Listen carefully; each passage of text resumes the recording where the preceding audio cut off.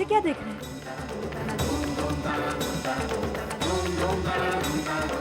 कुछ नहीं।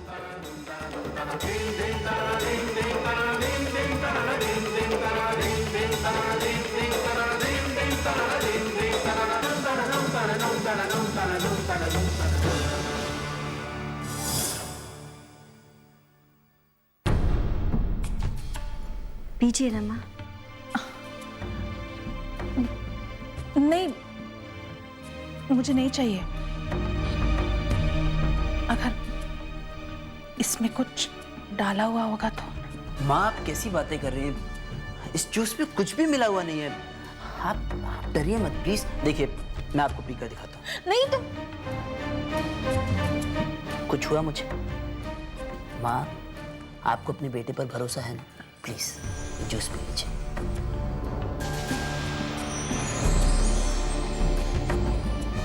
और वैसे भी माँ ये जूस काजल ने खुद अपने हाथों से बनाया है और उसकी सेवा की वजह से आपकी तबीयत में दिन ब दिन सुधार आ रहा है ना? और हम दोनों के होते हुए आपको किसी भी बात से डरने की या किसी भी बात से घबराने की जरूरत नहीं है। ओके? आइए माँ, अब आप आराम कर लीजिए।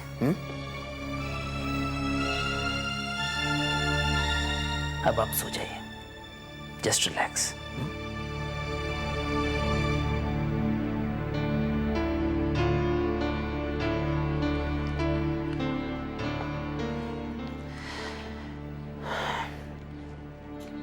तुम्हें पता है काजल, इस वक्त माँ कितने आराम से सो रही है। काश तुम भी उन्हें ऐसे सोते हुए देख पाते। आई एम सो हैप्पी कि माँ की तबीयत ठीक हो गई।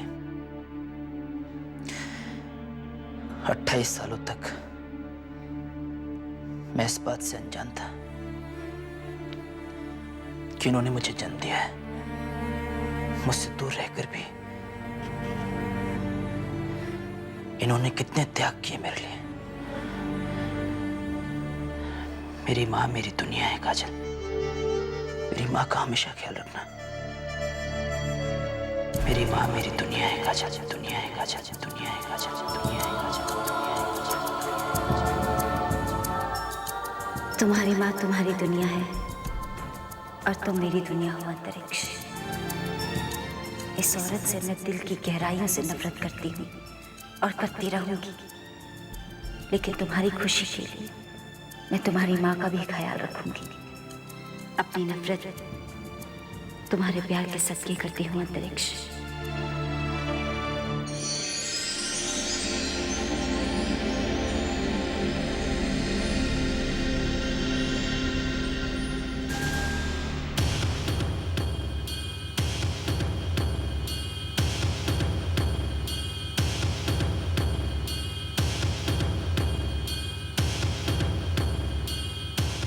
हाय भाभी। हाय अभिमन्यु, तुमने मुझे यहाँ बुलाया, क्या बात है? भाभी मैं आपसे कुछ बात करना चाहता हूँ और ये बात मैं घर में सबके सामने नहीं कर सकता था। भाभी, अंतरिक्ष भैया ने पुलिस स्टेशन में कंप्लेंट लिखवाई कि उन पर जो जानलेवा हमला किया गया उसके पीछे आपका हाथ था। What? हाँ, उन्होंने कहा है कि उनकी गाड़ी की ब्रेक फेल हुई नहीं थी बल्कि की गई थी और वो चाहते हैं कि इसकी इंक्वायरी की जाए। ये तो अच्छा हुआ कि ये कंप्लेंट मेरे पास आई। अगर किसी और के पास आई होती तो शायद अब तक इंक्वायरी शुरू हो चुकी होती। भाभी मैं तो यही कहूंगा कि घर के झगड़े अगर घर की चार दीवारी में ही निपट जाए तो अच्छा है। अभिमन्यु, ये बात मुझे समझाने की जगह तुम अंतरिक्ष को क्यों नहीं समझा? पुलिस स्टेशन में कंप्लेंट लिखवाने वो गया, मैं नहीं। उसकी तो आदत है मुझ पर फिजूल के इल्जाम लगाने की। वो जिए या मरे मुझे कोई फर्क नहीं पड़ता, लेकिन हाँ, अगर वो मुझ पर इसी तरह उल्टे सीधे इल्जाम लगाता रहा तो मैं उसे कोर्ट में लेकर जाऊंगी और उस पर मानहानि का केस चलाऊंगी। भाभी अगर आप कोर्ट जाएंगी तो सम्मान घर का ही दांव पर लगेगा।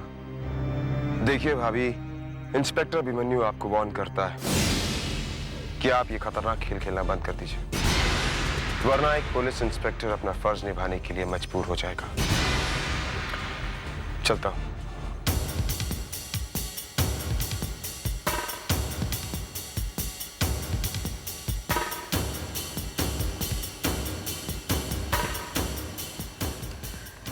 अंतरिक्ष रायजादा, निहारिका तुम्हारी इन धमकियों से डरने वाली नहीं है।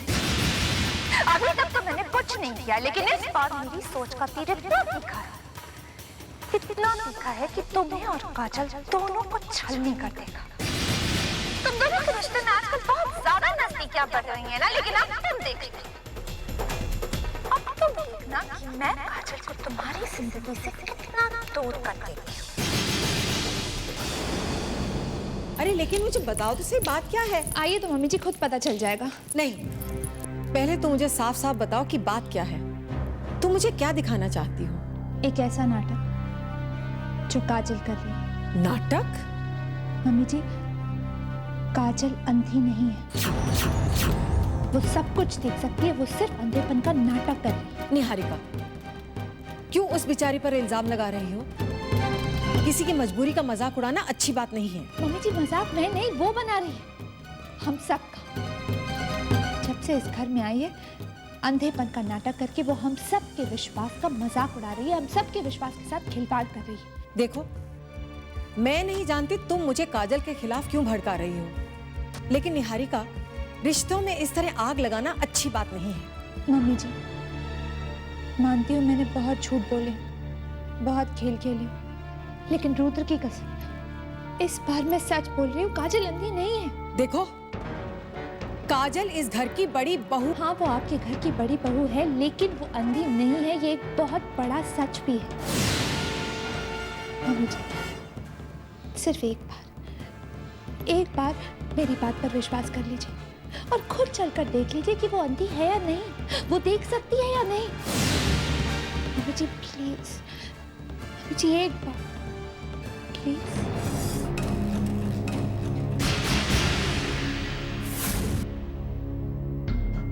मम्मी जी, देखा, काजल अंधी है पर टीवी देख सकती है। अब तो आपको मेरी बातों पर विश्वास हो गया। अगर काजल देख सकती है तो फिर ऐसा नाटक क्यों कर रही है? मम्मी जी, कारण तो कुछ भी हो सकता है। हो सकता है कि वो इस घर के किसी सदस्य को नुकसान पहुंचाने आई हो। मेरा तो दिल बहुत घबरा रहा है, कहीं ऐसा ना हो कि वो तो अंधी बनकर इस घर में कोई कांड कर जाए और हम आंख वाले यूं ही देखते रह जाए। नहीं मम्मी जी, मैंने तो फैसला कर लिया कि मैं उसके इस झूठ का पर्दाफाश करके रहूं,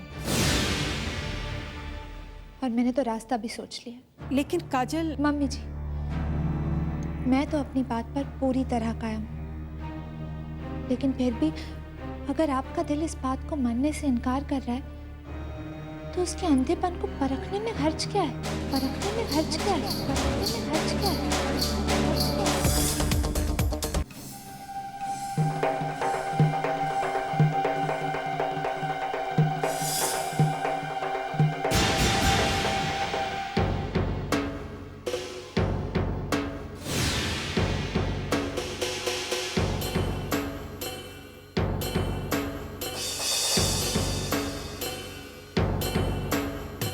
निहारिका, अब तुम सांपों का खेल खेल रही हो। अगर डर के मारे चीख निकल गई तो कविता माँ को सब कुछ पता चल जाएगा, और अगर चुप रही तो क्या पता मेरी ही जान चली जाए। काजल, काजल, मम्मी जी ने तुम्हें बुलाया है, अभी बहुत जरूरी काम है। अरे निहारिका, तुम कब आई? मम्मी जी को कह दो कि मैं बाद में आऊंगी, अपना काम कर रही हूँ। नहीं काजल, मम्मी जी ने तुम्हें अभी बुलाया, इनफैक्ट बोला कि साथ में लेकर आना। अभी चलो। ठीक है, आती हूँ।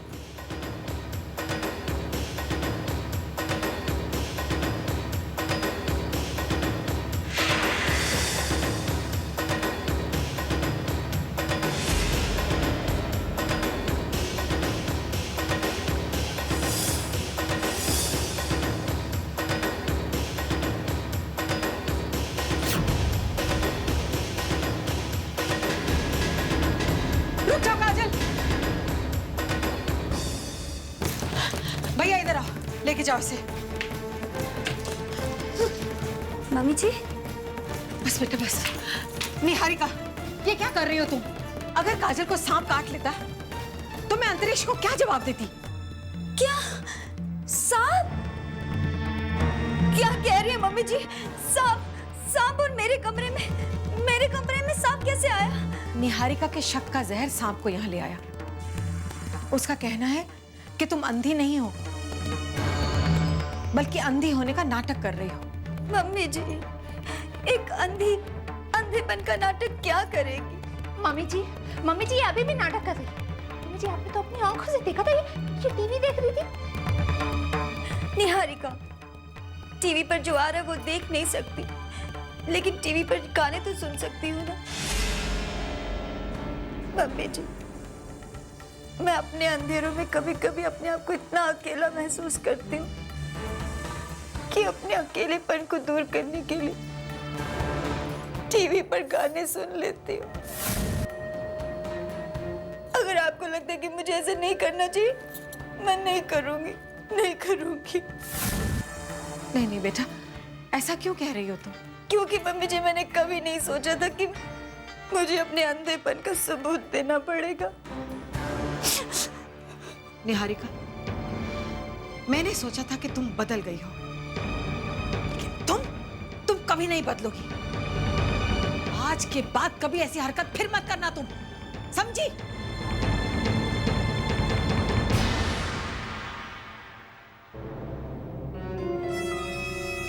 निहारिका, मेरी आंखों में देखो, सिवाय हार और मायूसी के तुम्हें कुछ नजर नहीं आएगा,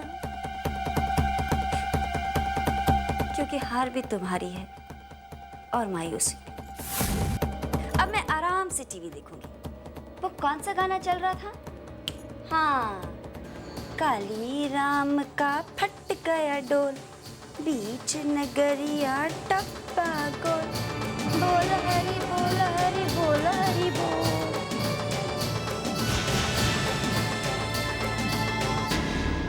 करण, have you gone mad? मैं तो समझ ही नहीं पा रही हूँ कि आखिर तुम्हें हो क्या गया है। पहले मुझे लगा था कि इन लोगों ने तुम्हारे दिमाग में ये उल्टी सीधी बातें भर दी है, but no, we have gone crazy। करण, तुम ये सोच भी कैसे सकते हो? वेदिका से शादी करोगे? तुम्हारे सर पर पागलपन सवार हो गया है। पागलपन, क्रेजी, स्टूपिड, जो कहना चाहती हैं कह दीजिए। मैं एक बात जो कह चुका हूं, शादी करूंगा तो वेदिका से करूंगा, वरना कहीं ऐसा ना हो जाए कि जिंदगी भर आपका बेटा कुंवारा रहे। अगर आप मुझे अपना बेटा मानती हैं तो मेरी शादी वेदिका से करा दीजिए। देखो करण, मुझे ब्लैकमेल करने की कोशिश मत करो। And what do you mean by this? कि अगर मैं तुम्हें अपना बेटा समझती हूँ, करण तुम मेरे ही बेटे हो, समझे तुम? लेकिन इसका ये मतलब नहीं है कि मैं तुम्हारी फिजूल की जिद भी मानूं। जिसे आप जिद कह रही हैं वो मेरे लिए जुनून बन चुका है। करण! नहीं माँ, शादी करूंगा तो वेदिका से करूंगा। अगर मेरी जिंदगी में कोई लड़की आएगी तो वो वेदिका ही होगी, वरना कहीं ऐसा ना हो जाए कि जिस ओबेरॉय खानदान का नाम आगे बढ़ाने के लिए आपने मुझे कविता माँ से उधार लिया था, उस खानदान का नाम मेरे साथ मिट्टी में मिल जाए। सच उर्वशी? हाँ दीदी, मैं करण और वेदिका की शादी के लिए तैयार हूँ। अपने बेटे की जिद के आगे मैंने हार मान ली है। मुझे कहता है कि अगर वेदिका से मेरी शादी नहीं हुई ना मम्मा, तो मैं जिंदगी भर शादी नहीं करूंगा। उर्वशी, इसे अपने बेटे की जिद ना मानकर एक खुशखबरी मानो। हाँ दीदी, वैसे भी बच्चों की जिद के आगे तो माँ बाप को झुकना ही पड़ता है। लेकिन दीदी, मैं आपको एक बात साफ कह देना चाहती हूँ कि आप इस गलतफहमी में बिल्कुल भी मत रहिएगा कि करण की शादी करके मैं उसे यहीं छोड़कर चली जाऊंगी। शादी के बाद मैं करण और वेदिका को लेकर कनाडा चली जाऊंगी। वो दोनों मेरे साथ वहीं पर रहेंगे। उर्वशी, हर माँ का ये सपना होता है कि उसका बेटा बहू लेकर घर आए। जब मैं वेदिका को एक बेटी की तरह विदा करूंगी तो फिर उसे ससुराल तो जाना ही होगा ना। बस अब मुझे ये सोचना है कि मैं वेदिका को कैसे मनाऊंगी। दीदी, आप वेदिका को मनाइए, कैसे भी करके मनाइए, क्योंकि मेरा करण उसे अपनी जीवन साथी मान चुका है, तो उसे वेदिका मिलनी ही चाहिए, मिलनी ही चाहिए, मिलनी ही चाहिए, मिलनी ही चाहिए।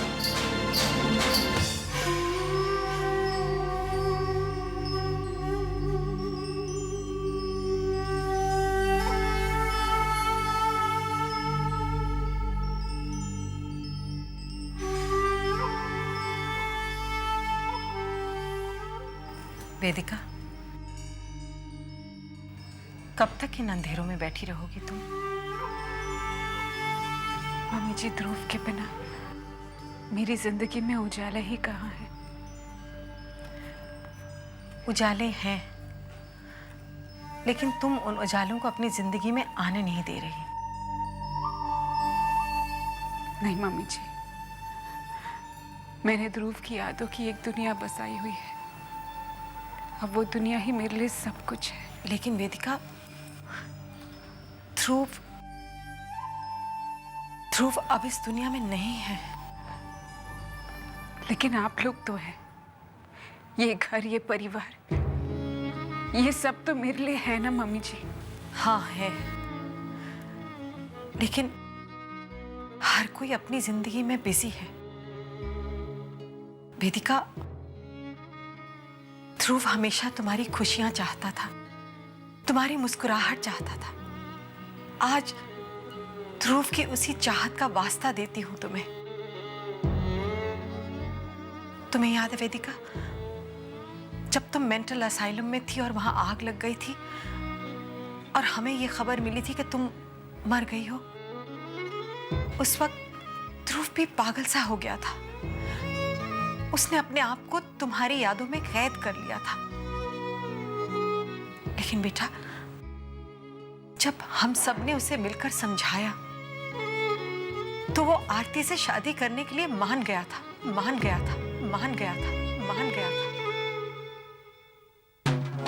इस माँ की खुशी के लिए, इस शादी के लिए हाँ कर दो। अगर तुम्हारे मन में मेरे लिए इज्जत और प्यार है तो तुम्हें मेरी बात माननी ही होगी। तुम्हें ये शादी करनी होगी। ये कैसी अनहोनी बात सुन रही हूं मैं। कविता अपनी ही बहू को दूसरी शादी करने के लिए कह रही है। क्यों? जिसकी मांग में पहले से ही सिंदूर है, उसमें किसी और के नाम का सिंदूर क्यों सजाना चाहती है कविता?